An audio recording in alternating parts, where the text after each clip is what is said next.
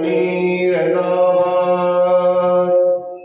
पीताम्बरादरुणबिम्बफलाधरोष्ठात् पूर्णेन्दुसुन्दरमुखादरविन्दनेत्रात् कृष्णात् परं किमपि तत्त्वमहं न जाने।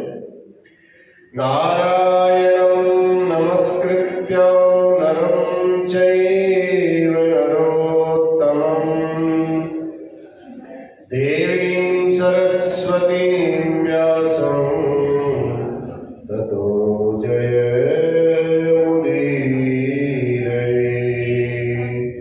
सीतानाथसमारम्भां श्रीरामानन्दार्यमध्यमाम् अस्मदाचार्यपर्यन्तां वन्दे गुरुपरम्पराम्।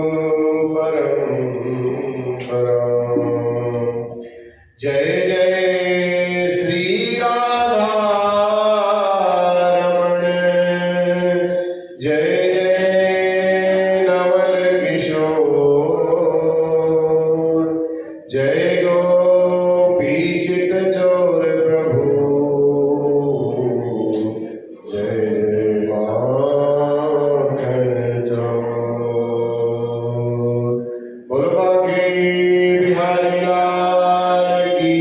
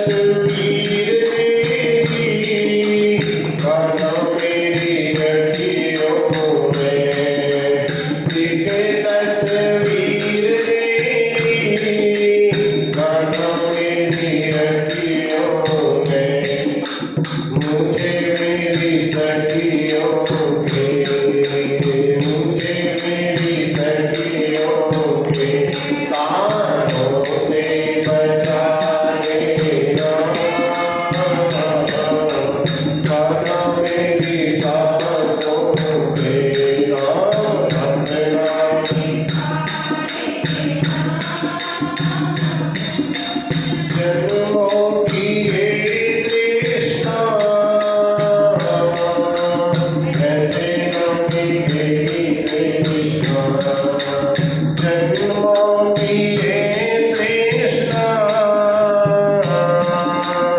ऐसे न मिटेगी कृष्णा प्रेम से निहार के मोरे प्रेम से निहार के मोरे नजरों से लगा लेना नाम मेरी सांसों पे नाम अपना लिखा लेना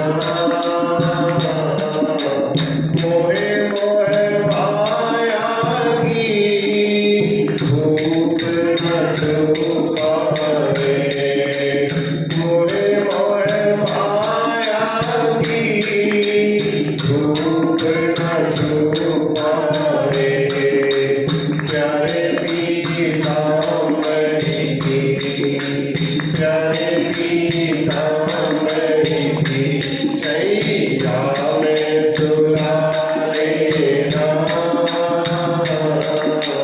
गाना मेरी सांसों पे नाम अपना लिखा लेना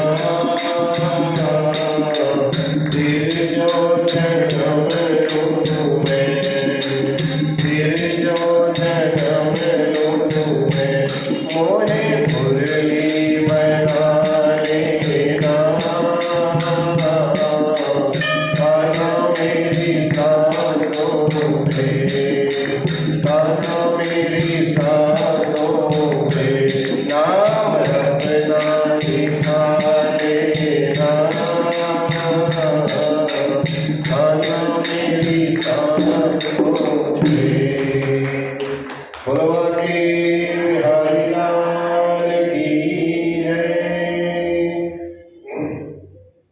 यं प्रव्रजन्तमनुपेतमपेतकृत्यं द्वैपायनो विरहकातराजुहाव पुत्रेति तन्मयतया सर्वोऽभिनेदुं स्तं सर्वभूतहृदयं मुनिमानतोऽस्मि स्तं सर्वभूतहृदयं मुनिमानतोऽस्मि सच्चिदानन्दरूपाय विश्वोत्पत्त्यादिहेतवे तापत्रयविनाशाय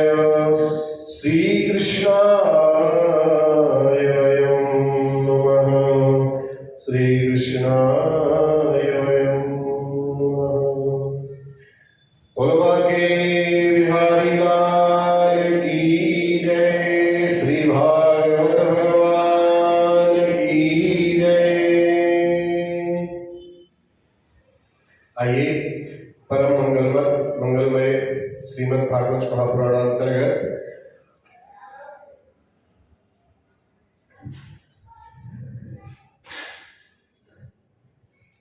कल की जो चर्चा होती थी उस चर्चा में गोपियों ने गोपी गीत गा करके भगवान को रिझा लिया और जब भगवान रीझ गए महारास प्रारंभ होने लगा भगवान का नृत्य होने लगा उस नृत्य को देखने के लिए भोले बाबा भी अपने स्वरूप में वहां पहुंच गए। अब भोले बाबा ने जैसे ही इस रास में प्रवेश किया तो गोपियों ने तुरंत रोक दिया, कहा अरे बाबा आप यहाँ नहीं आ सकते हो, यहाँ दाढ़ी मूछ वालों का कोई काम नहीं है, जटाधारी हो आप, इतने लंबे लंबे केस, पता नहीं मृगछाला पहने हुए हो, तुरंत यहाँ से बाहर निकल जाओ। भोले बाबा ने कहा देवी एक मौका तो दो,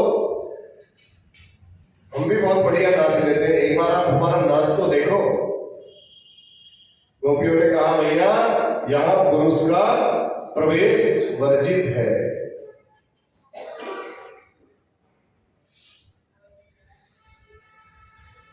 ओ मेरे भोले बाबा, ओ मेरे भोले स्वामी, कैसे ले जाऊं तोए संग में, तोए संग में, श्याम के सिवाया कोई पुरुष नहीं रास में, यहाँ रास में हंसी करेंगी ब्रज की नारी, मानो बात हमारी गोकुल में। बाबा से बोला, भोले बाबा से कहा, भैया यहाँ पुरुषों का कोई काम नहीं है, एक श्याम के अलावा यहाँ कोई दूसरा नहीं है, आप बिल्कुल जा सकते हैं यहाँ से। भोले बाबा ने कहा, ऐसा मत करो देवियों, मैं भी अपने प्रभु की झलक को पाने के लिए कितने वर्षों से इंतजार कर रहा हूँ। एक बार जब आपने अपने हृदयंगम कर लिया इस छवि को, तो एक बार मेरे को भी प्रभु के साथ नाचने का मौका।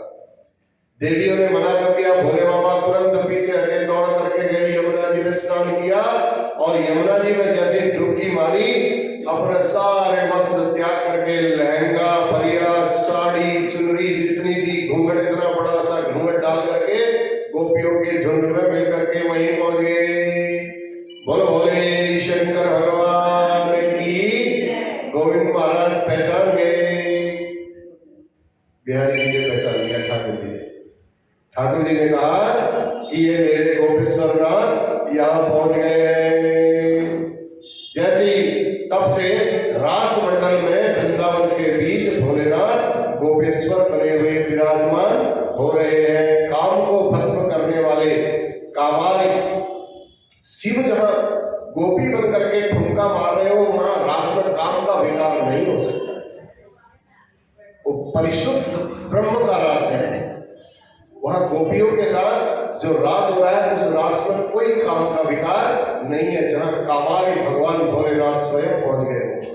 और ठाकुर जी ने कामदेव को पकड़ करके पहले ही ऊपर लटका दिया था, भैया तेरा इस रास में कोई काम नहीं है। इसलिए गोपेश्वर बन करके प्रभु वहां पहुंच गए। ओ मेरे भोले स्वामी गोपेश्वर हुआ तेरो नाम रे, तेरो नाम रे। ओ मेरे दीन दयाला ब्रज में हुआ तेरो धाम रे, तेरो धाम रे। अर्ज करे वे सारी सखियां, राखो लाज हमारी, गोकुल में आ गए, गोकुल में आ गए। नहीं तो भोले बाबा का तो काम और नाम कैलाश पर्वत पर है। ब्रज में भोले बाबा का कोई काम नहीं। अपने प्रभु की उस रास लीला में पहुंचने के लिए भोले बाबा भी गोपेश्वर बन करके वहां पहुंच गए। भगवान ने जब देखा वृंदावन के रास में पहुंचे जाए महेश, मिल सकियन के झुंड में कर गोपी को भेष। नारायण ब्रज भूमि को सुरपति नावत मात, यहाँ आए गोपी भय श्री गोपेश्वर नाथ। बोल गोपेश्वर भगवान की। बहुत प्रेम से भगवान बिहारी जी का बहुत महाराज हुआ। इसका प्रेम पूर्वक वर्णन करने से और श्रवण करने से, रास का एक भी शब्द अगर कानों में पड़ा हो तो उससे भगवान की विशुद्ध पराभक्ति स्वयं प्राप्त हो जाती है। हृदय से काम का जो रोग है वो सर्वथा के लिए नष्ट हो जाता है। फलश्रुति सुखदेव जी महाराज ने इस महाराज को बताया, ये फल की श्रुति है, सबसे श्रेष्ठ फल है गोपी गीत। एक बार ब्रजवासी गोविंद के साथ, ठाकुर जी के साथ चले गए अंबिका वन में पूजा करने के लिए। वहां जाकर के माँ की खूब पूजा की, सरस्वती नदी में स्नान किया, रात्रि जागरण करके माँ के गीत गाए। अब नंद बाबा भी साथ में गए हुए थे, तो नंद बाबा हारे थके बैठे हुए थे, लेटे हुए थे एक वृक्ष की छांव में। इतने में जंगल से एक बहुत बड़ा अजगर आया, उसने नंद बाबा के पांव को पकड़ा और पकड़ करके खींच करके ले गया जोर से। अरे नंद बाबा चिल्लाए, सर्वो माम कृष्णे दाता प्रपन्नम परिमोचय। हे बेटा कन्हैया, मुझे विशाल अजगर डस रहा है, काट रहा है, उससे मेरी रक्षा करो। नंद बाबा ने जब ऐसा सुना, सारे ग्वाल वाले हाथ में लकड़ियां लेकर के, मसाल लेकर के उस अजगर के पास गए, लेकिन उस अजगर को कोई असर नहीं हुआ, टस से मस नहीं हुआ। उसने नंद बाबा को छोड़ा ही नहीं। प्रभु आए, तुरंत दौड़ करके ठाकुर जी जैसे ही वहां पहुंचे, कन्हैया ने एक पादप प्रहार किया उस अजगर पर। अजगर का शरीर छूट गया और छूट करके वो दिव्य रूप में प्रकट हो गया। भगवान बोले, भैया तुम कौन हो, अपना परिचय दो। तब बताता है अहम विद्याधरः कश्चित् सुदर्शन इति श्रुतः श्रिया स्वरूप संपत्त्या विमानो नाचर विमानो नाचरं दिशः। मैं विद्याधर नाम का एक गंधर्व हूँ महाराज, मेरा नाम सुदर्शन है। मैं बहुत सुंदर था, सुंदरता का मुझे अभिमान हो गया था। उस अभिमान में भर करके, अभिमान से गर्वित होकर के मैं लोगों का अपमान कर देता था। मेरे सामने में थोड़ा भी मेरे से कोई कमजोर दिखे तो मैं कहता था क्या तुम्हारी सुंदरता है, बेकार हो। बड़ा मैं अपमान कर देता था, जहां पर मिला जैसे मिला सबका मैं बड़ा अपमान करता, मजाक उड़ाता था। तो मजाक उड़ाते एक बाबा जी वहां से निकल रहे थे, संत महात्मा को देखा मैंने, हाथ में दंड कमंडल धारण किए हुए, लंबी लंबी जटाएं भस्म धारण किए हुए। मैंने उनके साथ मजाक किया, वो तो संत थे महाराज। बहुत दूर तक मैं उनके पीछे मजाक करते करते गया, वो सुनते गए, लेकिन मैं उनकी इस भाव को समझ नहीं पाया कि संत है, मुझे ज्यादा इनको परेशान नहीं करना चाहिए। बहुत हद तक उन्होंने मुझे सहन किया। जब असहनीय हो गया तो उन्होंने मुझे श्राप दे दिया, कहा जा तू सर्प बन जा, मैं तुझे आज से ही श्राप देता हूं, तू सर्प बन जा। तू भी मेरी तरह, जैसे तू मेरे से कह रहा है ना बाबा जी बड़े लहरा लहरा करके चल रहे हो, जा तू भी अब लहरा लहरा करके ही चलेगा। फिर अब उसको दर्द हुआ, सुदर्शन को कष्ट हुआ। उसने कहा महाराज, जो गंधर्व था विद्याधर, उसको कष्ट हुआ। उसने कहा महाराज क्षमा कर दीजिए, मेरे से गलती हो गई है, गिड़गिड़ाया। तो बाबा ने कहा अब साफ तो मैंने दे दिया भैया, वो तो वापस नहीं हो सकता है, लेकिन तेरा कल्याण करने के लिए स्वयं परमात्मा अपने पाद चरण तेरे ऊपर रखेंगे, तेरा कल्याण हो जाएगा। तब वो कहता है, सुदर्शन कहता है आज मुझे महसूस हुआ कि उस संत ने मुझे श्राप नहीं दिया, उस संत ने मुझे आशीर्वाद दिया। उस संत का मुझे आशीर्वाद लग गया कि मेरे प्रभु के चरण आज मेरे सर पर पड़ गए। नहीं तो कितने तप करने पड़ते, जन्म लेने पड़ते, पता नहीं कहां जाकर के क्या होता। मुझे इस योनि में आकर के भगवान ने अपने पादों चरणों का स्पर्श करा करके मुक्त कर दिया, जिस मुक्ति के लिए ब्रह्मादि देवता भी तरसते हैं। सापों में अनुग्रहाय वो, ये साप मेरे लिए अनुग्रह बन गया, कृपा बन गया। कृतस्ते करुणात्मभिः यदहं लोक गुरुणा पदा स्पष्टो बता शुभ। अब साक्षात भगवान के जब चरण स्पर्श हुए, सब मंगल ही मंगल हो गया। ये संत के साप का ही आशीर्वाद है। कहने का भाव है, संत लोग यदि कृपा करते हैं तो कृपा, अगर क्रोध करते हैं तो उनके क्रोध में भी कृपा छुपी हुई रहती है। संत ने जिसे भी साप दिया उसको परमात्मा अवश्य मिले। इसलिए जब हम डॉक्टर के पास जाते हैं, हमें पता है डॉक्टर इंजेक्शन लगाए, चाहे पेट फाड़े, चाहे फोड़े को चीरा लगाए, लेकिन उसमें कहीं न कहीं हमारी भलाई छुपी हुई रहती है। कट लगाने में दर्द तो होता है, लेकिन उसके पीछे भलाई छुपी रहती है। ऐसे संत लोग भी यदि साप भी दे देते हैं क्रोधवशात, तो उसके पीछे भी भगवान की बड़ी विशेष कृपा होती है। तो इस प्रकार भगवान ने सुंदर लीलाएं ब्रज में की, गोपियों के साथ रह करके विहार करते समय एक शंखचूड़ नाम का दैत्य और भेज दिया कंस ने। बहुत दिन हो गए थे, कंस ने कुछ भेजा नहीं था। शंखचूड़ नाम का एक दैत्य भेजा, उसने उसको कहा जाओ तुम जाकर के वहां कृष्ण का वध करके आओ। शंखचूड़ नाम का दैत्य जब पहुंचा, देखा भगवान गोपियों के साथ वहां रास कर रहे हैं, तो जब गोपियों का ही उसने हरण करना शुरू किया तो गोपियां चीखी चिल्लाई। भगवान ने दौड़ करके उस शंखासुर के एक मुक्का मारा, मारते उसका सिर फट गया, वो भी संसार से मुक्त हो गया। चमकती हुई मणि उसके सिर पर थी, उस मणि को उसने निकाल करके भगवान ने उसके सिर, शंखासुर के नाम से सिर से मणि निकाली और वो मणि श्री दाऊजी महाराज को दे दी। दाऊजी महाराज बड़े प्रसन्न हो गए, आज छोटे भैया ने मेरे ऊपर बड़ी कृपा कर दी। अब प्रातः काल का समय, भगवान गोचारण करने के लिए सुबह सुबह निकलते हैं, तो इन छटा को देखते हुए गोपियां मनी मन में बड़ी प्रसन्न होती है। पूरे दिन भगवान की चर्चा करते करते करते गोपियों का पूरा दिन बीत जाता है। तो इस जीवात्मा को भी भगवान की चर्चा ही करते रहनी चाहिए, जिस समय हो जैसे हो। तन में राम मन में राम, मेरे रोम रोम में राम रे।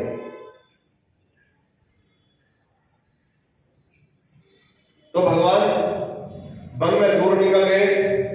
अब गोपियों को जब लगा कि बहुत समय हो गया, सायंकालीन समय हो गया, कि इनकी चर्चा करते करते पूरा दिन बीत गया है, एक स्त्री कहती है, कैसे चर्चा करते हैं कन्हैया, जब बजाते हैं, हाथ एक ऊपर रहता है, एक नीचे रहता है, गर्दन तिरछी रहती है, बड़ा सुंदर उनका दृश्य रहता है। ऐसे ही आपस में चर्चा करते करते इसलिए एक गोपी गाने लगी, उनके गीत गाने लगी, दूसरी उसका जवाब देती है।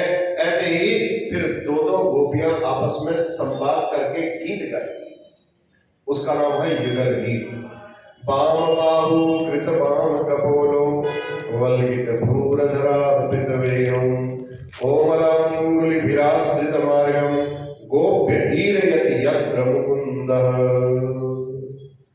तो इस प्रकार भगवान की बड़ी सुंदर सुंदर चर्चाएं, परिचर्चाएं उन देवियों ने की, और देवियों ने करने के बाद देवियां बंसी की ताल पर इतनी मोहित थी, जब देवांगनाएं बंसी वाले का दर्शन करती तो जितने भी उनके मन के भाव थे, उन भावों को भूल करके भगवान की बंसी में ही, उस धुन में ही उनका मन लग जाता। वो पता ही नहीं रहता था हम घर से कुछ काम करने के लिए निकली थी या क्या करने के लिए निकली थी। बंसी की धुन सुनी तो बंसी की भगवान को निहारते निहारते बंसी की धुन सुन सुन करके वस्त्र उनके कहाँ जा रहे हैं, उन्होंने वस्त्र कैसे पहने हैं, उनकी कोई सुध बुध ही नहीं है। एक गोपी कहती सखी, स्वर जो होता है, बंसी से जो आवाज निकलती है, उसका जो मर्म जानने वाला व्यक्ति होता है वो बहुत बड़ा संगीतज्ञ होता है। तो हमारे कन्हैया की, हमारे कृष्ण कन्हैया की बंसी में ये चमत्कार है, वो न तो संगीतज्ञ है न कुछ है, लेकिन फिर भी जब तान छेड़ते हैं तो बड़े बड़े संगीतज्ञ भी उनके आगे फेल हो जाते हैं। बोलो बाकी बिहारी लाल की। इस प्रकार बंसी का वैशिष्ट्य आपस में एक दूसरे से चर्चा करते करते, सुनाती गाती भी गोपियों ने अपने उस महारास के समय को व्यतीत किया, भगवान का दिव्य दर्शन किया। इधर कंस के मन में शंखासुर को भेजा, तो अब कंस को बड़ी पीड़ा, जितने भैया वहां भेजता हूं, वहां कन्हैया के पास भेजता हूं, बलराम जी के पास भेजता हूं, जितनों को भेजता हूं वो वापस आते ही नहीं है, वहीं रह जाते, पता नहीं कितने बलवान है। एक दिन अरिष्टासुर को बुलाया उसने, अरिष्टासुर को कहा दैत्य बन करके तुम जाओ और भगवान को मार करके यहाँ लेकर, कन्हैया को मार करके, कृष्ण को मार करके ले आओ। कंस तो भगवान कहता ही नहीं, कृष्ण को मार करके यहाँ लेकर के आओ। अरिष्टासुर को देखा भगवान ने वो सिंह बनकर, भगवान को बैल बन करके वो मारने के लिए आया। भगवान ने उसके दोनों सिंह ऐसे पकड़े और दोनों सिंहों को पकड़ करके उसकी गर्दन को ऐसे करके मरोड़ दिया, जैसे कपड़े को निचोड़ दिया। उसका भी उद्धार कर दिया भगवान ने। अब यहाँ जब शंखासुर को भेजा वो वापस ना आया, अरिष्टासुर को भेजा वो भी वापस नहीं आया। अब कंस बड़ा परेशान, भैया ये क्या हो रहा है। इतने में श्री नारद जी महाराज पहुंच गए मथुरा कंस के पास। देवर्षि नारद ने जब कंस के पास पहुंचे, अरे कंस ने जब देखा नारद जी को तो बड़ा पसंद हो गया। ये वही नारद जी हैं जो पहले भी मेरे को बता करके गए थे और आज फिर एक बार मेरे पास आए तो जरूर कोई विशेष बात। बड़ा स्वागत किया नारद जी का, कहा गुरुजी बहुत अच्छा लगा महाराज जी आप पधारे, बैठो, आपका खूब स्वागत, खान पान सब बढ़िया करके किया। नारद जी कहते तुम कर तो रहे कंस, तुम कर तो रहे हो मेरा स्वागत, लेकिन मेरे स्वागत करने में तुम्हारे हाथ बहुत कांप रहे, तुम्हारे चेहरे में 12 बजे हुए, तुम्हारे चेहरे में वो चमक ही नहीं है जो चमक होनी चाहिए। ऐसा दुख किस बात का है, मुंह लटकाए क्यों बैठे हो। कंस ने कहा क्या बताऊं गुरुदेव, मैंने जितने असुरों को ब्रज में भेजा एक भी आज तक वापस लौट करके नहीं आया। मैं उसी को सोचते सोचते बड़ा दुखी हो गया हूं, परेशान हो गया हूं। मेरी समझ में नहीं आता आखिर ये बलराम और कृष्ण है कितने बलवान। नारद जी कहते सुनो राजन, ये कृष्ण करे। आज नारद जी ने स्पष्ट बता दी सारी बात। देखो यहां पर नारद जी ने कंस को सारी बात बताई। कंस से कहा सुन लो आज मेरी बात, मैं आपको बताता हूं आखिर ये कौन है। तब कहते हैं कृष्ण कन्हैया ये जो आपको दिखते हैं, जिनके बारे में तुमने सुना है बलराम और कृष्ण, ये नंद लाला के नहीं बल्कि तुम्हारी बहन देवकी के लाला है। पहली बात स्पष्ट कर दी आज। वसुदेव के द्वारा देवकी के गर्भ से निकले 7वें और 8वें पुत्र कृष्ण और बलराम दोनों हैं। ये वही है जिसे तुम नंदलाला समझ रहे हो। कंस बोला, अरे गुरुदेव ऐसा कैसे संभव हो सकता है, आप ऐसा कैसे बोल सकते हो, मैंने बंद कर रखा है, बंदी गृह में डाल रखा है, चारों तरफ से इतने बड़े बड़े पहरे लगा रखे हैं, मैंने उसके सारे बच्चे अपने हाथ से मारे। नारद जी बोले, बेटा तू अभी बहुत भोला भाला है, तू अपने को बहुत समझता है कि मैं बहुत बड़ा बलवान हूँ, तू बहुत भोला भाला है, तेरे बंदी गृह में क्या क्या हो गया तुझे कुछ मालूम ही नहीं। वसुदेव चुपचाप उठा करके नंद भवन में छोड़ करके वापस भी आ गए। अब तो क्रोध के मारे कंस का बुरा हाल, और ज्यादा क्रोध आ गया। उसने निषादमसि दत्ता वसुदेव जिघांसया निवारितो नारदेन तत्सुतो मृत्युमाय मात्मना। तुरंत उसने बोला, वसुदेव और देवकी को बुला करके लाओ। यहां वसुदेव देवकी को बुलाया, फिर पुनः कारावास में डाल दिया, एक बार छोड़ दिया था। ये भी शंका होती है कभी कभी, मन में विचार करना इस बारे में। पहले जब देवकी से क्षमा मांगी थी कंस ने, जब वो बिटिया आकाश में उड़ गई, उसके बाद उसको लगा कि देवताओं की वाणी असत्य हो गई। तब अपनी बहन से कहता है, बहन मेरे से बहुत बड़ी गलती हो गई, मैंने तेरे पुत्रों को नहीं मारना चाहिए था, बहुत मेरे से गलती हुई, अपने प्रायश्चित करता है।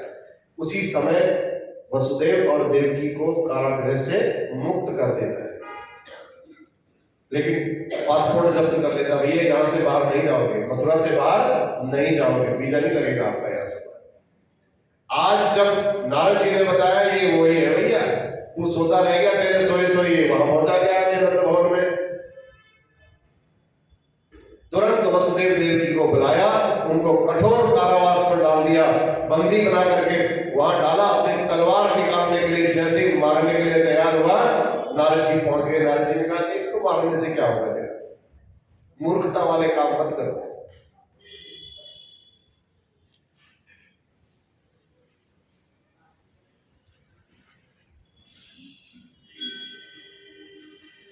अब जब नारद जी ने कहा, देखो तुमको मैं एक तरीका बता सकता हूं, गुरुदेव मैं क्या करूं। जैसे वसुदेव को मारने के लिए गए तो कंस का हाथ नारद जी ने रोका, और नारद जी ने कंस ने नारद जी को कहा, नारद जी अब आप बताओ तो इसको मैं मारूं नहीं तो क्या करूं, इसने मेरे साथ विश्वासघात किया है, मैं इस पर इतना भरोसा करता था, इतना विश्वास करता था। तब कंस को कहते हैं, नारद जी इसको मारने से तेरा कोई उपाय होने वाला नहीं है। अगर तू चाहता है ना, ये जब तक यहाँ रहेंगे, माता पिता है तो कृष्ण और बलराम खींचे खींचे जरूर यहाँ आएंगे ही आएंगे, अगर तूने इनको मार दिया तो यहाँ आने वाले नहीं। फिर समझ गया, बुद्धि पलट गई। पहले भी नारद जी ने 7-8 उंगलियां दिखा करके उसकी बुद्धि पलट दी थी ना, आज नारद जी ने फिर यहाँ पर उसकी बुद्धि पलट दी। कहने लगा, हाँ। नारद जी ने कहा, ऐसा कर, छोटे छोटे बच्चे हैं ना, मेला देखना बड़ा पसंद करते हैं, तू कोई मेला कोई फंक्शन कर ले, तेरे भांजे हैं बुला ले उनको, बड़े अच्छी तरीके से आ जाएंगे, मेला देखने आएंगे, और तेरा भी काम पूरा हो जाएगा, उनका भी काम पूरा हो जाएगा। नारद जी भी चाहते थे जैसे भागवत की कथा लंबी हो गई, ऐसे फटाफट ही कंस की मृत्यु भी फटाफट होती। लेकिन इस भागवत की कथा को सुनने के बाद आप कहीं कथा सुनोगे तो आप उस समय कथावाचक से बोलोगे, व्यास जी महाराज से, अरे वो वाली कथा तो आपने सुनाई नहीं, एक कथा तो रहेगी। अब व्यास जी कहेंगे, भैया मैं 3 घंटे में काका कथा सुनाऊं, बताओ। तो कम से कम आपने पूरी भागवत कथा सुन ली, आपके मन में संतोष रहेगा, आप कभी भी देख सकते हो, कोई ना कोई।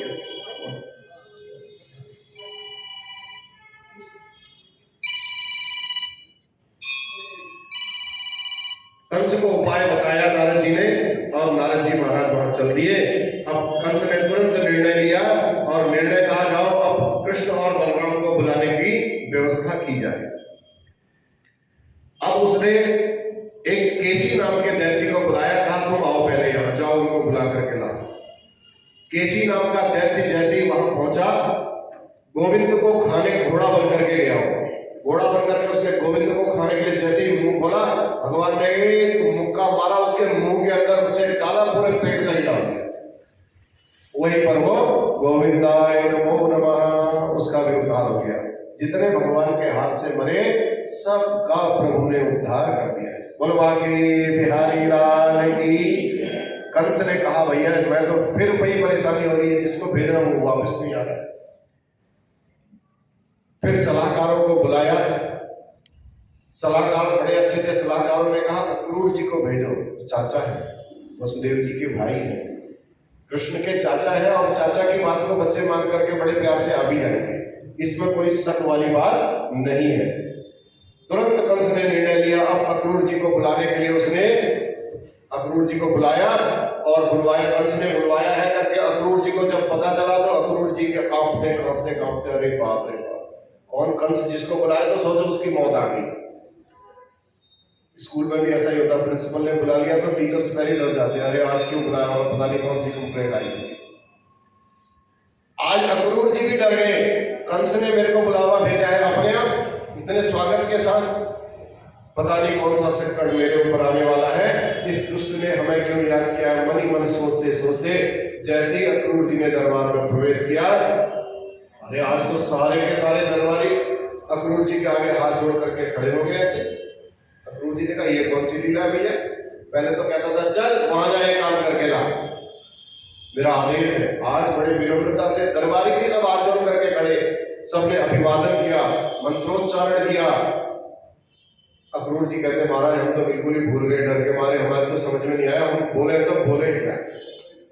गृहीत्वा पाणिना पाणि ततो क्रूरमुवाच, जैसे ही दरवाजे के अंदर से अंदर को आने लगे, कंस अपने सिंहासन से उठा और हाथ पकड़ करके ले आइए आइए चाचा आइए, हाथ पकड़ करके बड़े श्रद्धा के साथ प्रेम के साथ अक्रूर जी को जब दरबार में बैठाया। अब अक्रूर जी की धड़कन और तेज होगी, ब्लड प्रेशर बढ़ गया एकदम। ये क्या हो गया, मामा मारीच भी जब रावण ने बोला था तो रावण ने मामा मारीच को कभी आज तक मामा ही नहीं बोला, मारीच तो बहुत दूर की बात, गुस्से में ही बोलता था जब भी बोलता था। जिस दिन उसको सोने का हिरण बनाना था तो बड़े प्यार से बोला मामा मारी कहाँ हो। मामा मारी जैसे ही पहुंचा तो दूर से ही रावण ने साष्टांग प्रणाम किया। मामा मारी समझ गया भैया रोज इसके यहाँ लोटपोट होते थे, देखता नहीं था, आज ये मेरे आगे लोटपोट हुआ है तो जरूर कोई ना कोई कारण है, आज दाल में काला है, अब मौत बहुत निकट आने वाली है। आज अक्रूर जी भी समझ गए कि भैया हाथ पकड़ करके इसमें बैठाया है तो आज कोई न कोई नवन नीच की अति दुखदाई, जो ऐसा दुष्टात्मा व्यक्ति होता अगर वो ज्यादा विनम्र हो रहा है तो समझ लो ये उसकी दुष्टता है, धृष्टता है। अब सोच रहे हैं अक्रूर जी भगवान जाने न जाने अब क्या होगा कैसा होगा। सावधान होकर के हाथ जोड़ करके अक्रूर जी ने कहा बोलो सरकार आज आपने कैसे याद कर लिया। कंस ने कहा अब तुम हमारे मित्र हो, देखो हम आपसे कैसे छुपा सकते हैं सारी बातें। मैं आपको बताता हूँ, मैंने एक बहुत बड़ा मेला लगवाया है कल यहाँ, और उस मेले का आयोजन किया है। मेरी हार्दिक इच्छा है कि तुम यहाँ से रथ लेकर के जाओ, रथ को सजा धजा करके बढ़िया करके सोने चांदी हीरे मोती से सजा करके ले जाओ, और ब्रज में जाकर के तुम कृष्ण और बलराम को उस रथ में बिठा करके लाओ। आजकल मैंने उनका नाम सुन रखा है, वो बहुत उनका नाम इस समय चर्चित है, वायरल बहुत हो रहा है उनका नाम। मल्ल युद्ध में बड़े योद्धा है वो, आज तक जितने मैंने यहाँ से भेजे कोई वापस ही नहीं आया उनसे लड़ करके, तो इसलिए उनको मैंने कार्यक्रम रखा है, आप उनको बुला करके लाओ, देखूं जरा उनका पराक्रम कैसा है, मैं भी तो देखूं। अब अक्रूर जी मनी मन उसके षड्यंत्र को समझ तो गए, ये क्यों बुला रहा है। हाथ जोड़ करके बोले महाराज एक बात कह देता हूं, हर व्यक्ति बड़े ऊंचे ऊंचे मनोरथ बांधता है, ऊंची ऊंची सोच रखता है, पर वो हो पाते हैं या नहीं हो पाते हैं ये तो वक्त बताता है महाराज। इतना कह करके अक्रूर जी कहा महाराज मैं तो आपका सेवक हूं, मैं आपने जो आज्ञा दी है आपकी आज्ञा के अनुसार ही काम करूंगा। आप जो सोच, अब मनी मन बोले जब चलने लगे अक्रूर जी कहते हैं कंस को आप जो सोच रहे हो उसमें कितने सफल होगे नहीं होगे ये तो वक्त बताएगा। अगर बोल देते अक्रूर जी तो अक्रूर जी का गला वही काट देता। चुपचाप मनी मन में सोच करके अक्रूर जी वहां से चल पड़े। अब अपने भवन में अक्रूर जी ने रात्रि में विश्राम किया, प्रातः काल को जाना था। अब रात्रि भर सोते सोते उनकी आंखों में नींद आई ही, इतने डर गए बेचारे। अक्रूर जी बहुत मनी मन सोचने लगे, पता नहीं यहाँ आ गए, बलराम कृष्ण यहाँ आ गए, बहुत दुष्ट है, बहुत क्रूर है। दुष्ट तो एक अलग होता है, क्रूर है ये। कहीं इसने मेरी वजह से उन बालकों की हत्या हो गई तो मैं तो कहीं का नहीं रहूंगा, मैं अपने को माफ नहीं कर पाऊंगा। किम मया चरितम भद्रम किम तप्त परमम तपः किम वातार्प्यहते दत्तम यद रक्षम मृत्युकेशवम। अब सवेरे के चले हुए, सवेरे से चले अक्रूर जी महाराज शाम को पहुंच गए, वृंदावन पहुंचे। अब इतना वक्त सुबह है तो 2 घंटे का रास्ता, पैदल भी जाओगे तो मथुरा से वृंदावन कितना, 2 घंटे का रास्ता। लेकिन अक्रूर जी महाराज सोचते सोचते सोचते सोचते इतना भगवान के बारे में सोचते रह गए कि उनको सुबह से लेकर के शाम हो गई। नंद बाबा लोग सब साथ में, जितने वहां के गोपी ग्वाला जितने थे, गोपियां नहीं ग्वाले जितने थे, सखा जितने थे, वो सब के सब कब के पहुंच गए।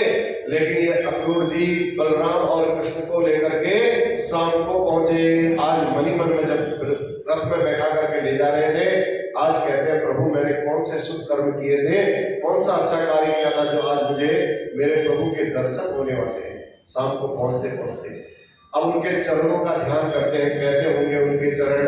बड़े बड़े योगी लोग जिनका ध्यान करते हैं, मैं तो अपने भाग्य को बहुत धन्यवाद देता हूँ कि आज मेरे ऊपर बड़ी कृपा की मेरे प्रभु ने, जो मेरे प्रभु को साथ लाने का न्योता देने का मुझे कार्य किया है। भगवत दर्शन हो जाएगा, आज सहयोग हो जाएगा मेरा। मैं कंस को भी धन्यवाद देता हूँ, बस मनी मन हृदय से धन्यवाद। कंसो पदाभ्याकृतमेत्यनुग्रहम्, कंस ने भी मुझे इस मार्ग पर भेज करके मेरे ऊपर अनुग्रह कर दिया है, कृपा कर दी है। ये कंस का ही तो अनुग्रह है जो उसने मुझे आज भेजा है। मन में कई प्रकार की बातें आती, अच्छी भी आती है, बुरी भी आती है। पहले सोच रहे थे कहीं बच्चे को कुछ हो गया, दोष लग गया, दोष लग जाएगा। फिर सोचने लगे नहीं नहीं नहीं, प्रभु इतने समर्थ है, जब इतने सारे यहाँ से दुष्ट जाकर के वापस नहीं आए तो ये कंस क्या बिगाड़ लेगा उनका। लेकिन प्रभु है, इतने बलवान है, आज मुझे उनके श्री चरणों के दर्शन होंगे। भक्त वांछा कल्पतरु है, ऐसे प्रभु सबके मनोरथ पूर्ण करते हैं। मुझे विश्वास है कि मुझे अवश्य उनका दर्शन मिलेगा। और अचानक ही जैसी सोच रहे थे शाम के समय में, तुरंत उनके दाईं तरफ से मृगों का एक झुंड दौड़ते दौड़ते भागा और वहां की चरणों की धूल उड़ी तो शुभ संकेत मिल गया कि मेरी दाईं तरफ से मृग भागे हैं, इसका मतलब है प्रभु का दर्शन मुझे अवश्य होगा। कैसे होगा?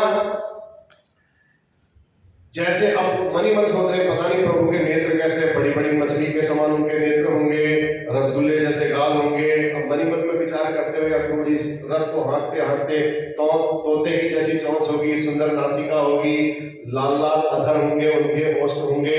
ऐसे कल्पनाओं में खोए हुए अक्रूर जी भगवान के ध्यान में पहुंचते पहुंचते, अब घोड़े तब चलेंगे जब उनको कोई चलवाएगा। वो सोचते सोचते सोचते सोचते वो सोचते ऐसे आधे रथ में सो जाएंगे, तभी तो सवेरे से शाम हो गई। तो सोचते सोचते सूर्यास्त हो गया।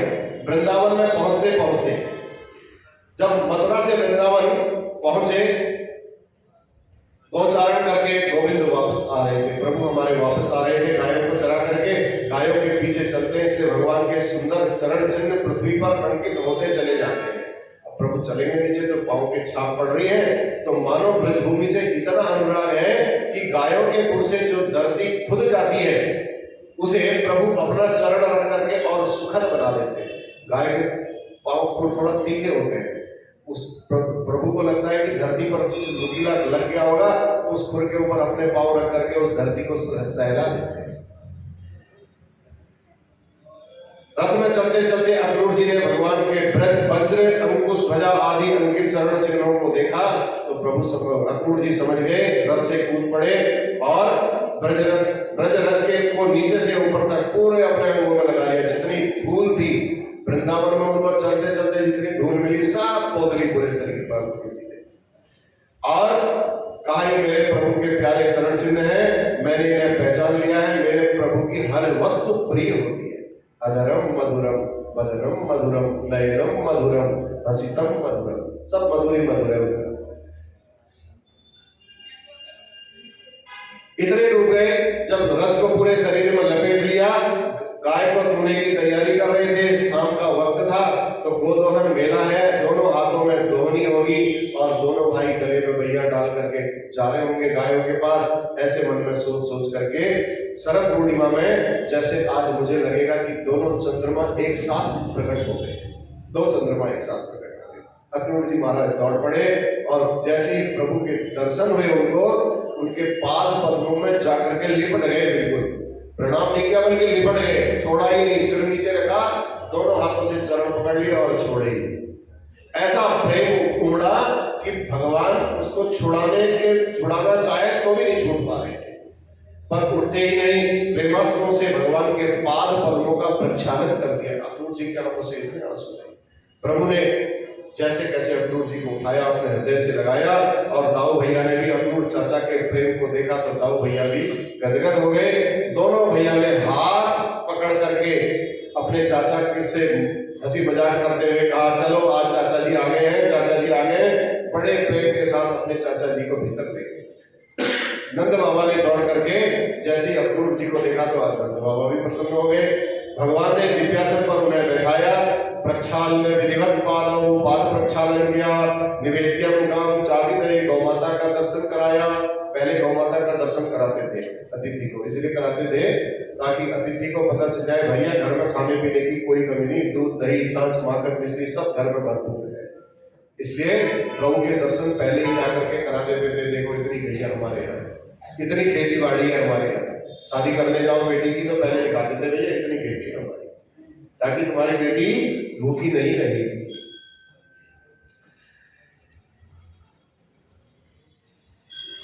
अन्नम बहुगुणम मेध्यम, गौ माता का पहले दर्शन कराया ताकि मन में किसी प्रकार का संकोच न रहे। अतिथि पूजन की पद्धति का भगवान ने पूर्ण रूप से निर्वाह किया, बहुत स्वागत किया अक्रूर जी का। अन्नम बहुगुणम मेध्यम, विविध प्रकार के भोजन उनको कराए। रात्रि विश्राम करने लगे तो अब ठाकुर जी लेटे, अक्रूर जी लेटे हुए, ठाकुर जी उनके चरण दबाने लगे। अक्रूर जी ने कहा ये देखो, उनके आनंद का पारावार नहीं रहा। मनी मन में सोचते हुए जा रहे थे ना, प्रभु मेरी इच्छा पूरी करेंगे या नहीं करेंगे, मुझे दर्शन देंगे या नहीं देंगे। तब अक्रूर जी कहते हैं भक्त जितना सोच नहीं पाता है, सुन लो इस बात को, भक्त जितना सोच नहीं पाता है प्रभु उसे आदर और स्नेह उससे कई गुना अधिक दे देते हैं। जितनी आपकी सोच नहीं है उससे ज्यादा दे देते हैं। एकांत पाकर के भगवान ने पूछा, चाचा जी मथुरा में तो सब कुशल से है ना, नंद बाबा भी सो गए, सब सो गए, अब दोनों चाचा भतीजे बैठे हुए हैं, तो पूछा वहां तो सब कुशल से है ना मथुरा में। अक्रूर जी कुछ बोलते ही। अक्रूर जी ने कहा कैसे बोलूं, उनकी तो वाणी रुक गई बेचारी। भगवान बोले कहीं ऐसा तो नहीं हो कि हमने कुछ गलत पूछ दिया। आप तो बिल्कुल ऐसा रोने वाला कंठ हो गया, रुद्र कंठ। किम नुनः कुशलम पृच्छे एधमाने कुलावे, कोई हमने अनुचित तो आपसे नहीं पूछ दिया चाचा जी, कुछ गलती तो नहीं हो गई हमसे जो आप बिल्कुल चुप हो गए। यदुवंशियों से कुशलता का प्रश्न पूछना ही गलत है, क्योंकि यदुवंशियों के शरीर में कंस रूपी कैंसर पैदा हो गया है, मैं जानता हूं। ठाकुर जी कहते हैं मुझे पता है वहां की कुशल छेद पूछना ठीक नहीं है, क्योंकि कंस इतना दुष्ट है, उसके रहते वहां कोई दूसरा कुशल हो ही नहीं सकता है, वो ऐसा कैंसर है। अक्रूर जी ने कहा ठीक कहा बेटा, ठीक कहा गोविंद, बिल्कुल सही कहा। इस बीमारी का इलाज करवाने के लिए ही तो मैं आपके पास आया हूँ, उसी बीमारी का इलाज कराने के लिए आया हूँ। भगवान हंस करके बोले चाचा जी अब जब मामा जी ने याद किया ही है तो हम मामा जी से मिलने जरूर जाएंगे। अब अक्रूर जी ने चुपचाप कान में कंस के षड्यंत्र के बारे में ठाकुर जी को बता दिया। ठाकुर जी को जब बताया तो ठाकुर जी जोर से बोले अब हम मामा के यहाँ जरूर जाएंगे। लेकिन चाचा जी के कान में चुपके से बोला, चाचा जी जो षड्यंत्र आपने मुझे बताया है ये कहीं ब्रजवासियों को मत बता देना, नंद बाबा को मत बता देना। अगर आपने ये षड्यंत्र बता दिया कि मेरे को मारने के लिए वहां सारी तैयारी चल रही है, तो नंद बाबा यहाँ से कभी मेरे को भेजने वाले नहीं है, आप बिल्कुल मत बताना। भगवान ने पहले ही सचेत कर दिया, अन्यथा यहां से निकलना हमारा असंभव हो जाएगा। बस आप ये बोलना कि मेले में घूमने के लिए बुलाया है। और नंद बाबा ने अक्रूर जी से भेंट की और भेंट करके कहा, भैया भैया अक्रूर जी को बोला आप यहाँ आए, बहुत अच्छा लगा। अक्रूर जी ने बोला वहां मेला देखने के लिए कृष्ण और बलराम जी को बुलाया है। उन्हें बोला अकेले नहीं आएंगे भैया, हम भी साथ चलेंगे, ऐसे नहीं आएंगे, छोटे छोटे बच्चे हमारे। यहाँ को मेला दिखाना है तो यहाँ के संग मैं भी जरूर चलूंगा, तो मेला भी घुमाएंगे और कंस को हमने टैक्स देना है, कर देना है, वो भी देख करके आ जाएंगे। नंद बाबा ने पूरे वृंदावन में दुहाई लगवा दी, भैया कल मेला देखने चलना है, सब लोग तैयार हो जाना। तो गली गली में जब सबको सूचना पड़ी, अब सब जितने भगवान के सखा थे, मित्र मंडली थी, वो सब तो तैयार हो गई। अब गोपियों के कान में जब ये समाचार पड़ा कि कल कृष्ण मथुरा जा रहे हैं, गोपियों की नींद ही भंग हो गई। उनका आंखों की बताया था ना कथा में, पलक जब झपकती है तो ब्रह्मा जी को भी गाली देती है गोपियां। कितने निष्ठुर हैं ब्रह्मा जी जिन्होंने पलक बनाई। 1 मिनट के 1 सेकंड के लिए, 1 निमिष के लिए भी होती है तो हमारे प्रभु का दर्शन छूट जाता है हमारे से। आज कहने लगे प्रभु मथुरा जा रहे हैं, जब पलक गिरने से उनको व्यवधान होता है, कष्ट होता है, जब दूर चले जाएंगे तो कितना कष्ट नहीं होगा। सब सखियां गोपियां घर द्वार छोड़ करके इकट्ठी हो गई, कन्हैया को कहने लगी भैया हमने सुना है कि तुम मथुरा जा रहे हो, हमारा क्या होगा? तब एक बोली वही होगा जो विधाता ने हमारे प्रारब्ध में लिख दिया है। गोपियां अब विधाता को ही गाली देना, ब्रह्मा जी को ही गाली देना शुरू कर दी। काय विधाता भी बड़ा क्रूर है, जब चाहे जैसे चाहे वैसे कलम चला देता है। हमारे भाग्य में तो इसने दुखी दुख लिखा, सुख लिखा ही नहीं। इसका स्वभाव, ब्रह्मा का स्वभाव भी बिल्कुल बच्चों जैसा ही है। छोटे छोटे बच्चे गंगा जी में बैठते हैं ना, रेते का पहले मंदिर बनाएंगे, घर बनाएंगे, तुरंत जब चाहे उसके ऊपर ऐसे उंगली से लाइन खींचेंगे और घर को वापस आएंगे तो उसका घर वो टूट जाएगा, उसका घर वो टूट जाएगा, उसकी लाइन वो मिटा के आ जाएगा, उसकी लाइन वो मिटा जाएगा।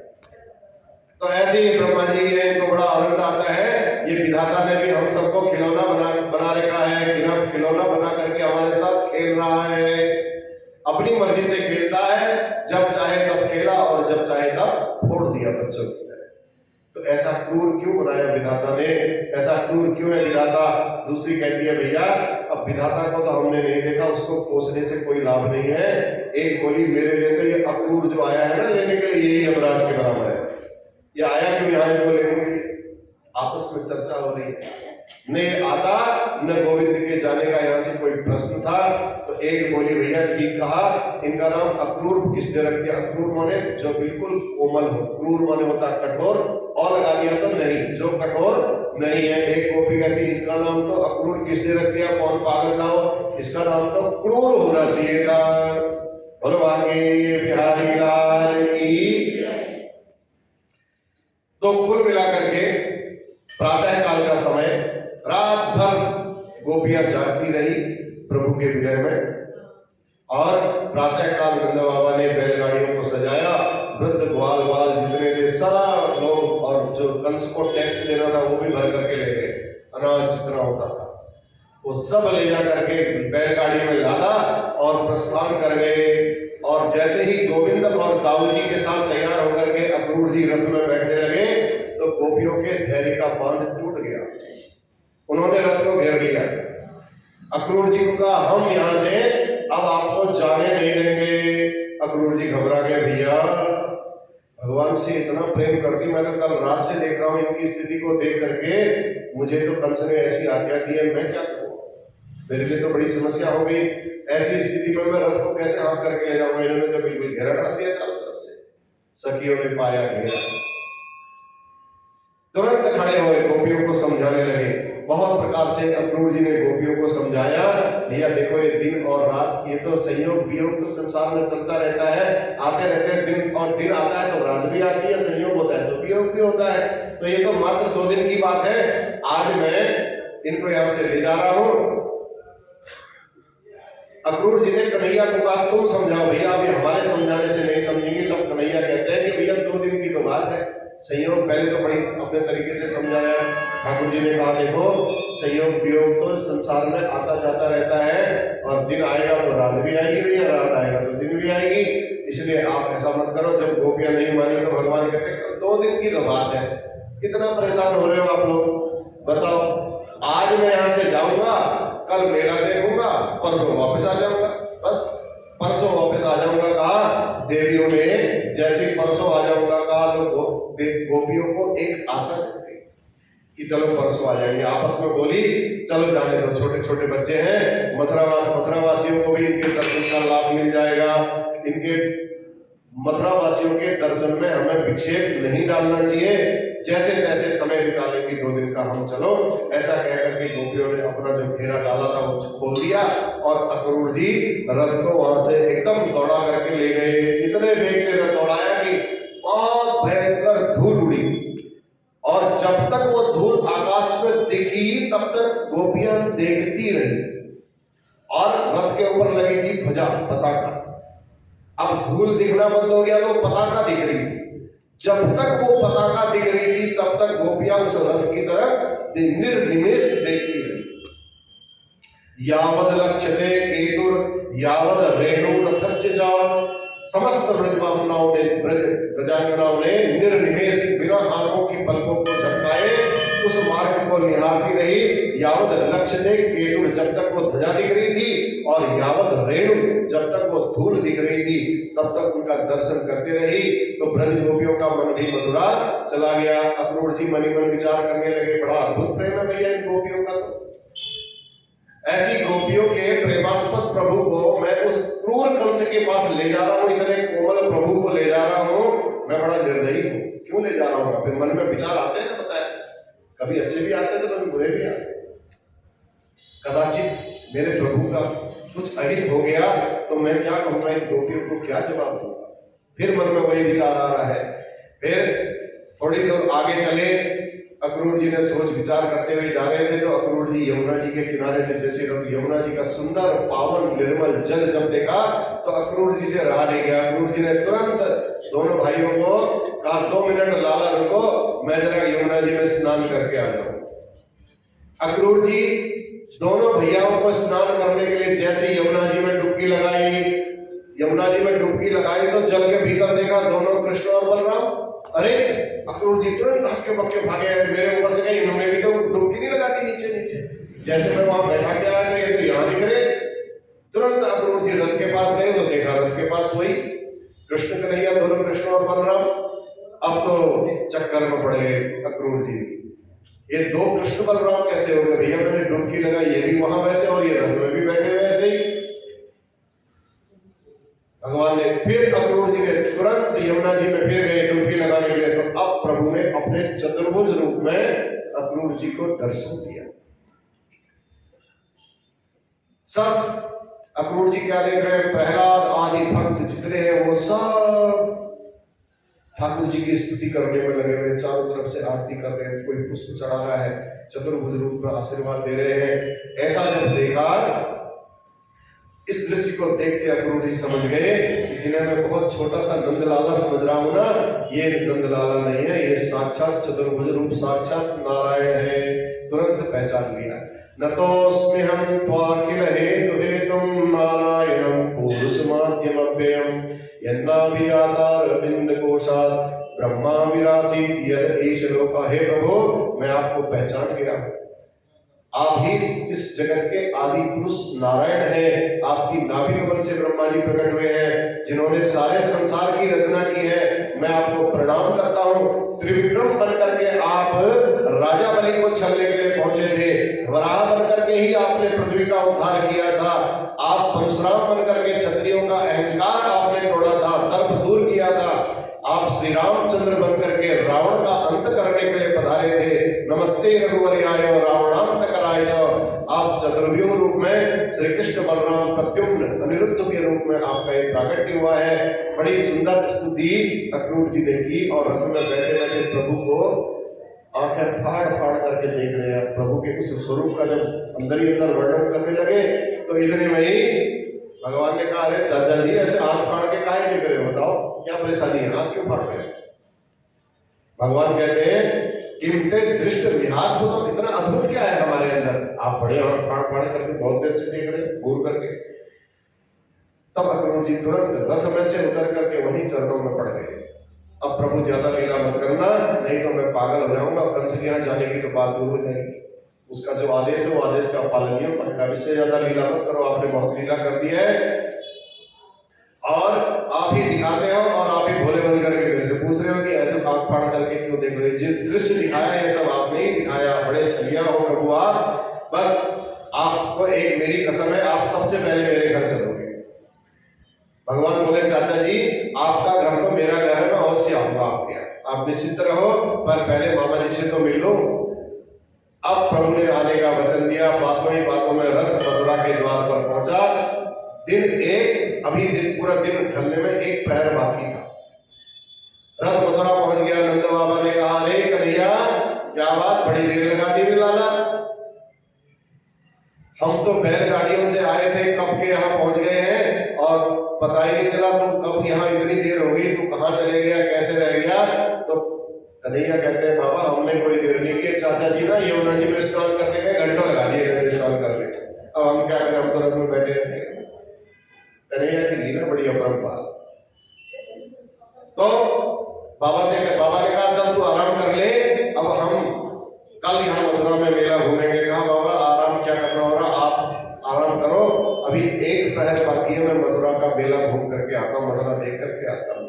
भगवान बोले नहीं, ऐसे हम आपको नहीं जाने देंगे, तू बहुत नटखट है, तू तेरे को पता है तू सबसे लड़ाई कर लेता है, जिस जो मिला तेरे को तो उसी से लड़ लेता है। बलराम जी पर थोड़ा विश्वास था नंद बाबा। बलराम जी से कहा भैया देख तेरी जिम्मेदारी है, तेरी जिम्मेदारी पर मैं भेजता हूँ, तू ध्यान रखना इसका, लड़ने मत देना किसी से, अगर इसने लड़ाई की तो गड़बड़ हो जाएगा। कंस के यहाँ पहुंचे तुम, ये कोई तुम्हारे नंद भवन नहीं है यहाँ, मुंह उठा करके जहां तुम चल दोगे वहां चल जाओगे, ऐसा नहीं चलेगा। बहुत समझाया नंद बाबा ने, लाला चलो फिर मन में समझ में आई कि चलो छोटे बच्चे हैं, मेला देखने का इनका मन लगता ही है घूमने घामने के लिए, तो चलो ठीक है जाओ। तो बलराम पर भरोसा करके नंद बाबा ने भेज दिया। कहा ज्यादा रात मत करना और काऊ से झगड़ा मत करना, जल्दी आ जाना। अब हाथ पकड़ करके दाऊ जी चल दिए। श्री राम आदि जितने उनके सखा मंडल था सब मिथिलापुरी मथुरापुरी लीलाएं बहुत कुछ मिलती जुलती देखी। मिथिलापुरी में राम जी बड़े भाई थे लक्ष्मण जी के। आज इसलिए गुरु जी से पहले आज्ञा ली भगवान ने। आज लखनलाल जी घुमाने के लिए भगवान को ले जा रहे हैं, भगवान छोटे बने हुए हैं, दाऊ भैया बड़े हैं, तो बाबा से आज्ञा लेकर के जैसे ही मथुरा में प्रवेश किया, पूरी मथुरापुरी में हल्ला मच गया।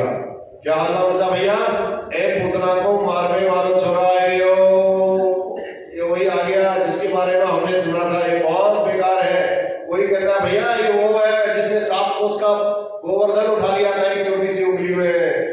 अरे जो जहां धाये धाम काम सब त्यागी, मनो रंग निधि लूटन लागी। सब अपने घर के कार्यों को छोड़ करके भाग रहे हैं। चलो चलो चलो देख के आते हो छोरा कैसा है, कैसा है वो छोरा जिसने इतना बड़ा काम किया। मन में इच्छा तो होती है जिसके बारे में सुनो तो सब पागलों की तरह वहां भाग रही है। जो देवियां घर से बाहर नहीं निकल पा रही, किसी ने सोचा वो लाला तो चले गया, अपने छत पर चढ़ करके दूर से देख रही, हाँ वह करके कोई कैसे उनको देख रही है, कोई अट्टालिकाओं के झरोखों से देख रही है। जब गोविंद गली से निकलते हैं तो उनकी एक झलक पाने के लिए सब ऊपर से चिल्ला उठती है, सखी देख वो गए कारण मुरली वालों, देखने में नेक सो मालूम चले, कितने सुंदर है, कितना प्यारो है, बड़ा सुंदर है ये। मेरी समझ में ना आए कि छोरा 7 कोस को गोवर्धन कैसे उठाएगी। अब सब आपस में चर्चा कर रही है, उनकी भगवान की चितवन कला को, छटा को देख करके, उनकी सुंदरता को देख करके सब बड़ी मंद मंद मुस्कुराती हुई आपस में चर्चा कर रही है कंस से कैसे लड़ेगी। तो भगवान मिथिलापुरी में राम जी में, मिथिलापुरी के राम जी और मथुरापुरी के श्याम जी में यही अंतर है। मिथिलापुरी के राम जी गए तो वहां की सखियों ने पहले तो पहचाना ही नहीं, भाई राम जी हैं कि ये कौन है। बाद में जब पता चला तो अरे ये तो राम जी है, बड़े सुंदर। लेकिन यहाँ कन्हैया के बारे में पहले ही से चर्चा थी, ये तो भैया इतने बड़े राक्षस को भी मार दिए। ये तो जितने पहले कंस ने बोल दिया था जितने यहाँ से राक्षस गए वो कोई वापस नहीं आए। तो अब कंस के साथ मिलकर के भगवान ने क्या किया कि कल की कथा में चर्चा करेंगे। कथा भगवान की कृपा से बस अंतिम चरण में ही चल रही है, हो जाएगी। अब जब बस लीला भगवान की हो गई तो उसके बाद कथा पूर्ण हो गई, फिर कथा में कोई ज्यादा समय नहीं लगता है। लेकिन भागवत की कथा सुनने के बाद ये जरूर कहोगे आप कि भैया व्यास जी के पास कहोगे ये वाली कथा तो आपने ना सुनाई, ये तो आपने बताया नहीं, वहां तो सोनारी पंडित जी तो ऐसा ऐसा भी बता रहे थे। फिर बाद में बात वही आएगी भैया 3 घंटे में हम कितना सुना सकते हैं, 3 घंटे में वास्तव में नहीं। अब ट्रेंड चल गया, पहले तो 6 घंटे में सुनाते थे, देखो 3 घंटा सवेरे और 3 घंटा शाम को, तब जाकर के कथा पूर्ण होती थी थोड़ा बहुत। अब 3 घंटे में तो नाचना भी है, गाना भी है, भजन भी सुनाने हैं, कथा भी पूर्ण करनी है, संभव नहीं है। बोलो आगे बिहारी लाल की। एक दिन वो भोले भंडारी बने